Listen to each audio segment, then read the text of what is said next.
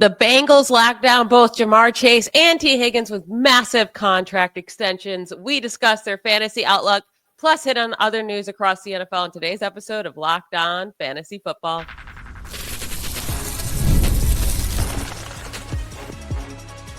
You are Locked On Fantasy, your daily NFL fantasy podcast.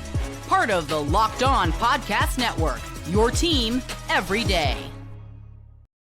Welcome into the Locked On Fantasy Football Podcast. Thank you for making us your first listen every day. I am one of your co-hosts, Kate Magdziuk, and when I'm not doing this, I'm a researcher and fantasy analyst with NFL Network. Vinny is not here today. He's taking the day off, but I'm joined by Kate Magdziuk, the host of the Locked On Dynasty Football Podcast, and also my wife. Very excited to have her here today on the show. Today's show is brought to you by FanDuel. Right now, new customers can get $200 in bonus bets when your first $5 bet wins. You can either download the FanDuel app or head over to FanDuel.com to get started. All right, we have to hit on the big news that dropped yesterday. The Bengals figured out both of their wide receiver deals at the same time and knocked them out. Ja'Marr Chase gets a 4-year, $161 million contract extension, makes him the highest paid non-quarterback of all time. And then Tee Higgins gets a 4-year, $115 million contract, about $29 million per year. I do feel like he could have got more in the open market, but he decided to, take this. Also, the first 2 years, I believe, are fully guaranteed. So great for both of them. Now, what does this mean for fantasy? Ja'Marr Chase is sitting there and, at the top, wide receiver 1 on most consensus draft boards, right? Does this just make you feel better that they got this under control? There's going to be no holdouts during the offseason. I do think it's just nice not to have the distraction, because this has been just kind of an ongoing distraction for the Cincinnati Bengals. Obviously, they still have some contracts to get worked out. They still have Trey Hendrickson on the other side of the ball, but to not have the distraction on offense specifically is huge. And I think the biggest winner of all coming out of this situation has to be Joe Burrow, right? And maybe we need to discuss Joe Burrow in a much bigger way, knowing that, okay, the ceiling players that he has on offense, both there. They brought back Mike Gesicki.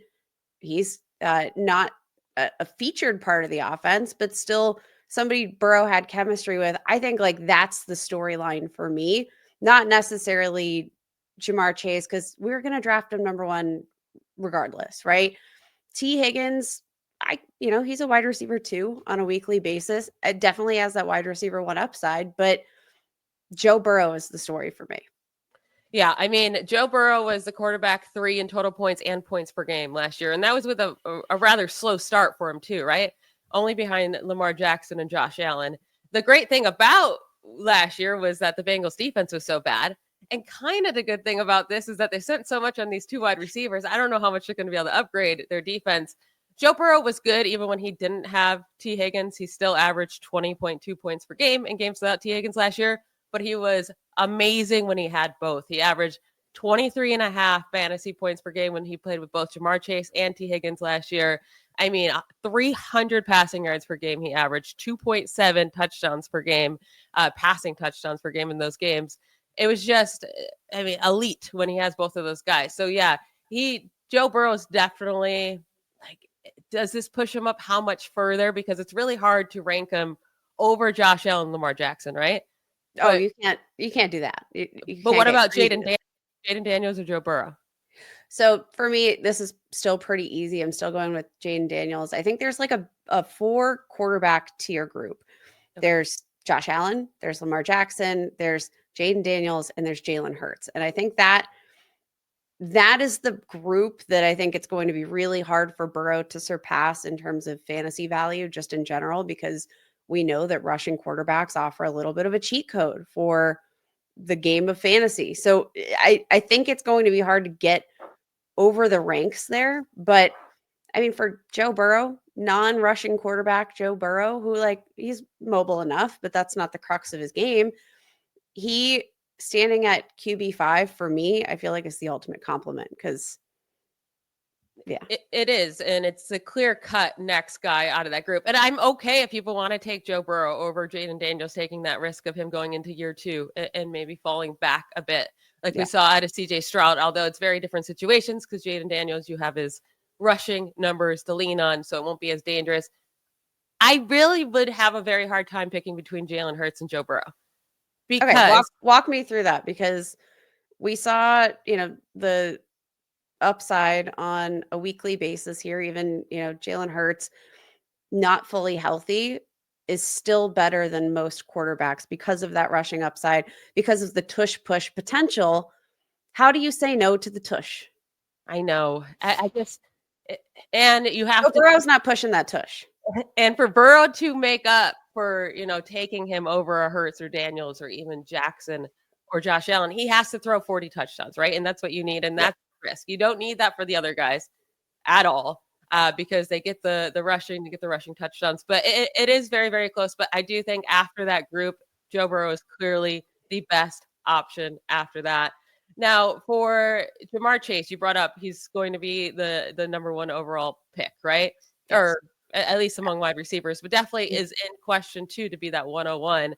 I will say with Tee Higgins, he averaged 20.9 fantasy points per game last year in half PPR in games with Tee Higgins. It went down to 17.6 in games without him. Wow. I mean, that's also part of the problem though, right?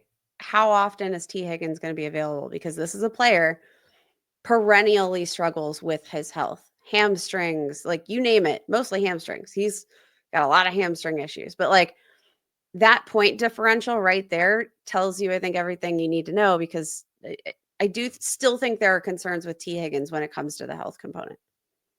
There definitely is. And that's a risk. And that's going to be a risk in drafting Higgins, right? Because he's not going to go cheap. He's not going to fall down drafts after what he did last year when he was on the field. I mean, and fantasy points per game on average, he averaged 15.5 points per game in half PPR. That was the wide receiver 4 in points per game on the season. And if you want to do a minimum of 8 games, it was really wide receiver 3 behind only Ja'Marr Chase and Justin Jefferson. And he saw a lot of red zone targets. He saw 18 from when he got back from weeks 3 through 18. That was third most in the league behind Ja'Marr Chase and Amon-Ra St. Brown.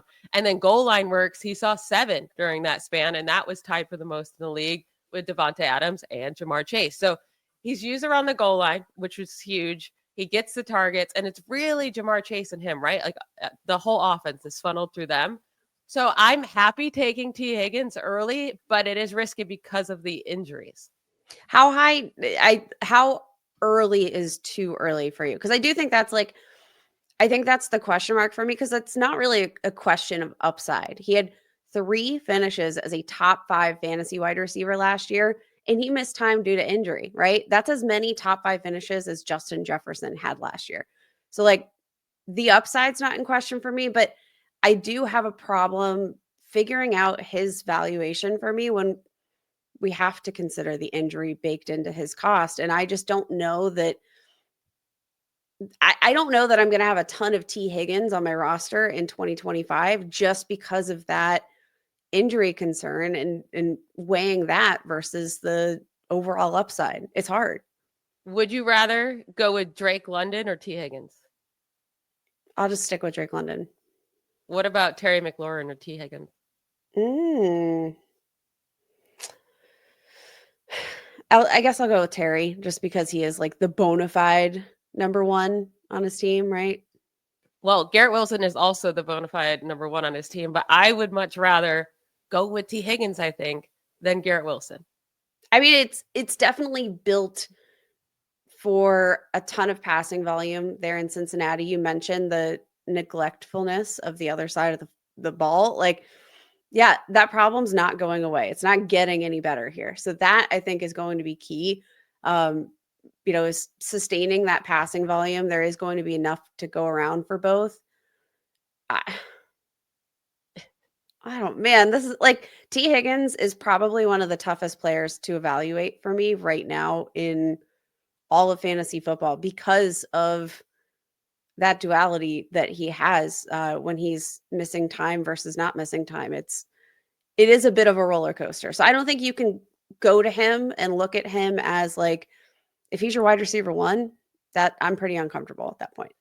I mean, if he stays healthy, he's going to get you the production. But yeah, It'll be interesting to see where he's going in drafts. I'm guessing late second round is probably where he's going to land. It might be a little pricey, but we will see as we go through the summer. We have some more news to get through that has happened over the last couple of days or so that will impact fantasy for next year. We'll get to that right after a quick break. This episode of Locked On Fantasy Football is brought to you by Monarch Money. Ever check your bank account and wonder where did all my money go between dining out, online shopping, and entertainment? It's easy to lose track. That's where Monarch Money comes in, your personal CFO, giving you full visibility and control over your finances. Monarch Money isn't just a budgeting app. It's a complete financial command center. You can track all of your accounts, investments, and spending in one place. So you just stop managing your money and start building wealth. It's super easy to use. And instead of juggling multiple apps, you can use Monarch to check your finances, track spending, and even plan long-term goals. It makes managing money with your partner very, very smooth. You can track shared and personal accounts, set goals, and stay on the same page without the stress. Take control of your finances with Monarch Money. Use code LOCKEDONNFL at monarchmoney.com for 50% off your first year. That's monarchmoney.com, code LOCKEDONNFL for half off your first year. This episode is also brought to you by FanDuel. March Madness is here. It literally starts tomorrow. And FanDuel is giving you the chance to get in on the action like never before. Right now, new customers can get $200 in bonus bets when your first $5 bet wins. That's 200 extra bucks to use on everything from buzzer beaters to Cinderella stories and even who's cutting down the nets. I don't really watch college basketball throughout the year, but March Madness is one of my favorite things ever. And putting bets on it, betting for those Cinderella teams, it just makes it so exciting. And you just get to keep up with all the action on the tournament on the FanDuel app. And there's always something that you can get involved in. And the FanDuel app is simple to use. And when I win, I get paid instantly, no waiting around. So visit FanDuel.com to get in on the college hoops action all tournament long.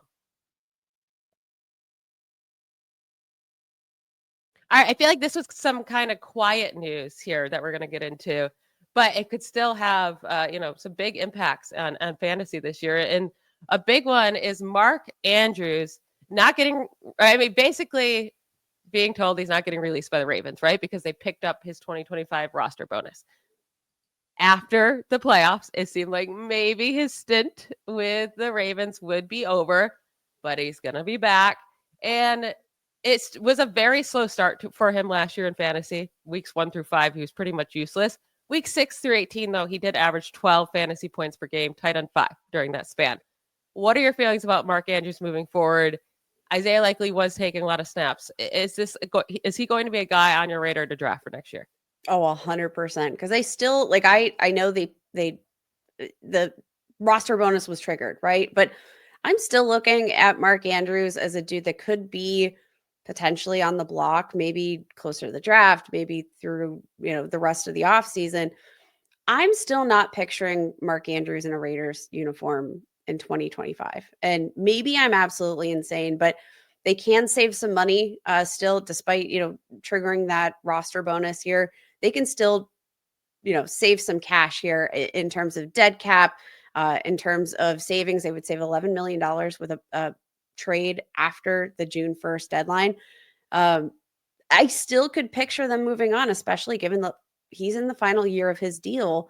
I have to imagine that he's going to be eyeing more money. And I have to imagine that the Raiders are looking at Isaiah Likely and saying, is it worth paying Mark Andrews a top end contract for the tight end position when we have this budding superstar?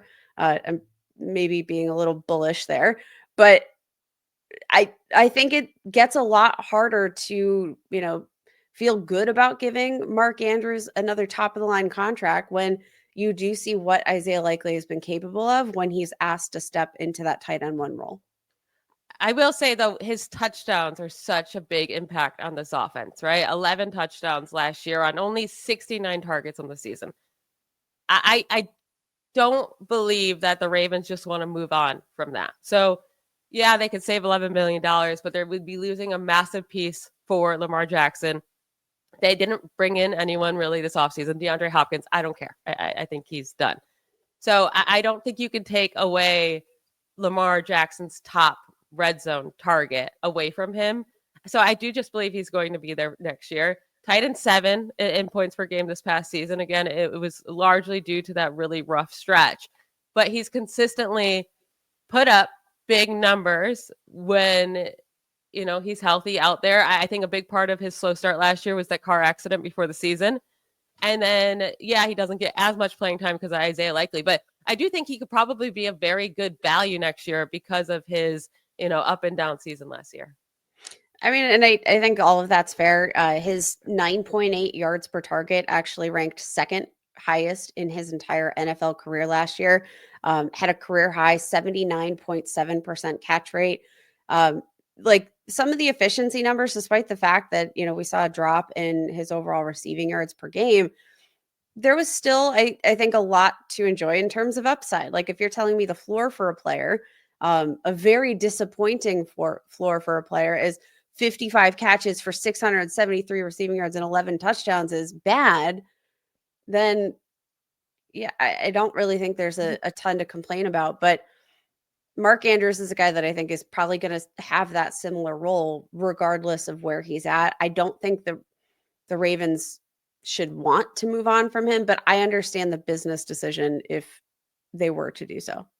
Now, some other smaller news to hit on. Mike Williams returned to the Chargers. He's still just 30 years old. I mean, I know that's getting up there, but there's still time for him to have something left in the tank. He turns 31 in October, so we got a while there. Now he is a full season removed from the ACL tear, right? So last year was not pretty. Played with the Jets and the Steelers, didn't really do anything with either team. He made that one big play for the Steelers, won them the game, and then pretty much disappeared the rest of the year. But he was very good before the injury. Now, that's always been kind of his issue, right? Is staying healthy. But going back to the Chargers with Justin Herbert, I mean, he did not play in good offenses last year at all, especially with the Steelers. And I do just think like Quentin Johnson, they're trying to make happen. It's not really happening. You got Ladd McConkey there. He's going to clearly get the main targets, just like Keenan Allen did with Mike Williams this last year.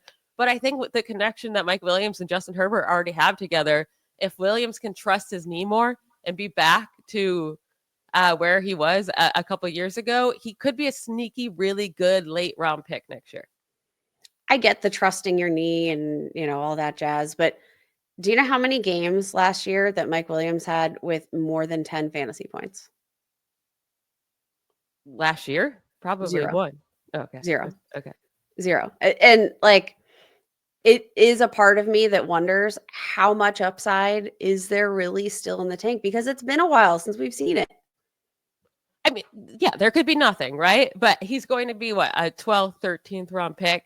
And I don't mind taking that chance that once he gets back with Herbert, that they can find that connection. And really it would come down to the touchdowns, right? Can he catch 8 to 10 touchdowns? I think with Herbert, he would have that chance, especially because McConkey's kind of that smaller guy as well. So Mike Williams should be used in that area. But maybe the knee injury completely just wiped him out and he doesn't really have anything left. We don't know. That's kind of the issue. And that's why he's going to go so late in drafts. Another guy that will be a potential late round pick, depending on the rest of their moves this offseason, Kareem Hunt goes back to the Chiefs. He's going to be 30. I don't necessarily in August. His efficiency was terrible last year, but he did, give you a handful of really good fantasy weeks. If you pick him up off waivers, he was a great pickup. My thing is, so they bring in Elijah Mitchell this year, right? They still have Isaiah Pacheco. We'll see if they draft someone. Crowded backfield, but I think the signing really kills Isaiah Pacheco's value, right? That's what kind of intrigues me here. I'm not taking Pacheco in the middle rounds. Like, I think he was a fun story for a hot second, and it's kind of just over. Yeah, I think we're kind of seeing the end of that trajectory, and it feels like, the Chiefs have always really liked Isaiah Pacheco, but I think that there's been that issue of health, and I think that's been a big problem for Pacheco throughout his entire career, really. Every offseason, it feels like there's just kind of another injury to be monitoring. There's always something, but let's not forget that Isaiah Pacheco has 2 career games, two with 20 or more carries in that offense. Kareem Hunt, the first game he starts with the Kansas City Chiefs, coming off the couch this year, his first start, 27 carries. That is the number that tells me everything I think I need to know about their feeling with Pacheco, even if they really like him as a running back. You mentioned a great story. I just think the Chiefs kind of showed us what they want out of a running back with the usage that we saw with Kareem Hunt this year. I think they want somebody that can handle a more substantial workload without having to worry about that, the shoulder, the name miscellaneous whatever injury you want for Isaiah Pacheco. But I do think that the signing tells us that they're definitely looking for something different, even if it's not Kareem Hunt necessarily. And with the Elijah Mitchell signing, it's not like it's a big name. It probably won't end up hurting Pacheco. Hunt probably would definitely hurt him more, but they're clearly bringing in guys that they're hoping can take some of the workload away, or that they can lean on him. And honestly, Elijah Mitchell, when he's healthy, which is pretty much never, but he is a really good running back. He is. So we shall see how this backfield goes. I think it's just going to be a backfield I'm completely avoiding overall. Not something I'm going to be interested in. We are going to close today's show by giving you each our favorite move or signing of free agency / this offseason for fantasy. We will get into that right after a quick break. The NCAA tournament is here, and so is the bracket breakdown. Locked On Podcast Network and Amazon Fire TV channels are teaming up to deliver NCAA tournament coverage like never before. Watch studio shows featuring former players and Locked On's local experts as they guide you through every upset, buzzer beater, and bracket matchup. Stream it all for free on Amazon Fire TV channel. Search Bracket Breakdown to see it all for free. It's your team every day.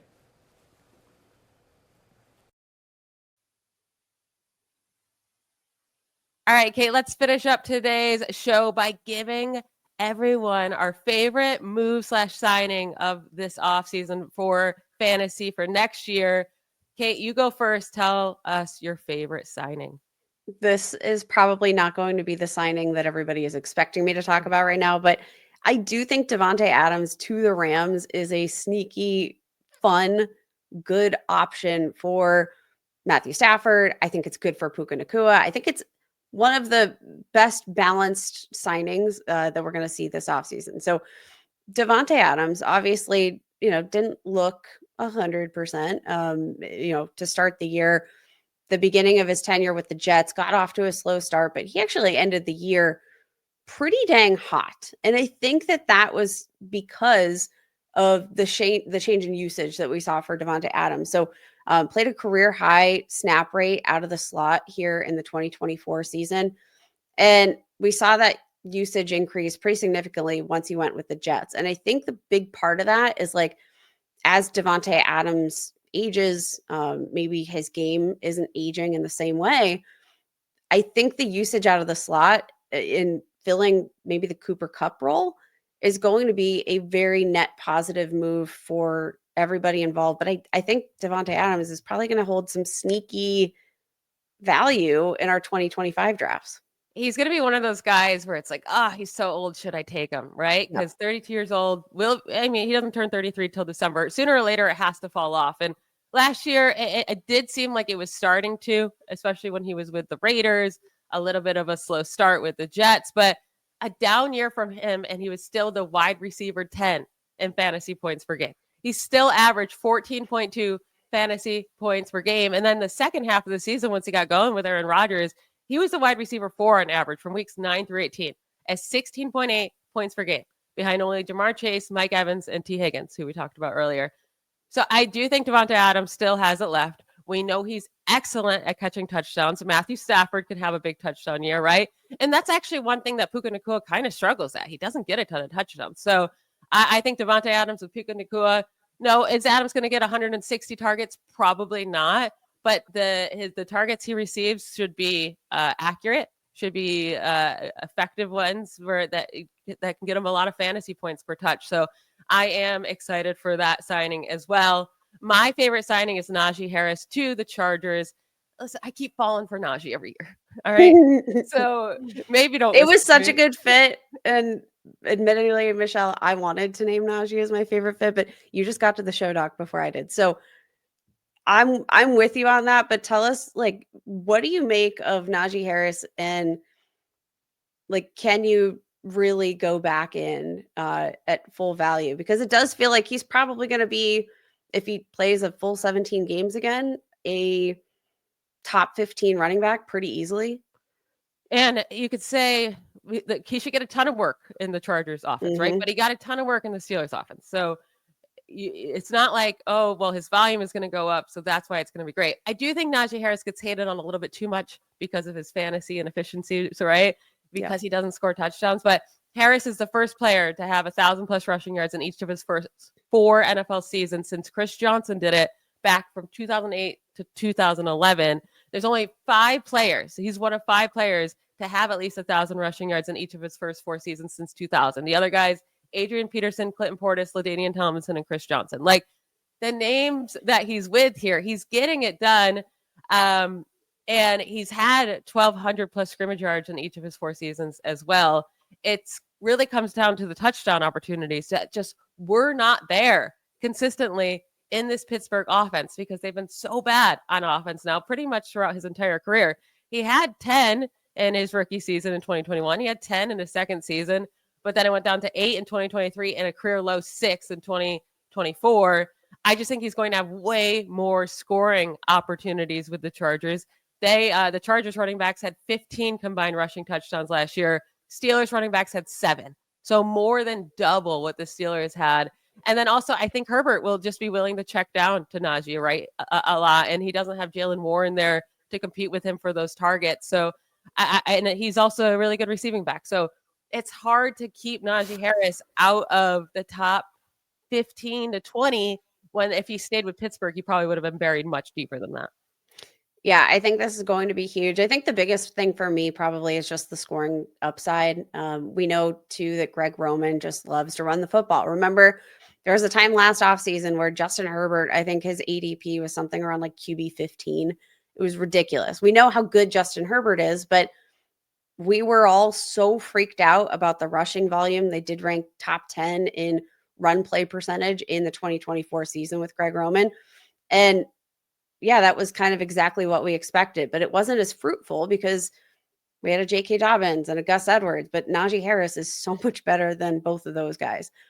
J.K. Dobbins, what could have been in terms of, if he had stayed healthy throughout his career, I don't know, but Najee Harris is the kind of guy that's going to thrive in this Greg Roman offense. And the scoring potential, we have a much better offensive coordinator. You have a better quarterback. Like, this is going to be a very favorable situation that has wheels up for Najee Harris. And again, wouldn't be surprised for a top 10 finish in 2025.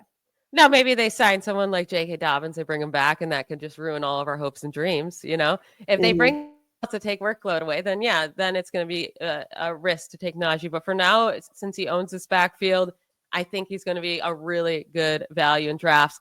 That is it for today's episode. I want to thank you all for making Locked On Fantasy Football your first listen every day. I want to thank Kate for showing up today and doing this episode with me. Go listen to hers and Marcus Mosher's podcast, the Locked On Dynasty Football podcast, if you play all year round, or even if you don't. They give great fantasy insight. They're talking a lot about the NFL draft as well. So go listen to them. I will talk to you tomorrow. Bye, y'all.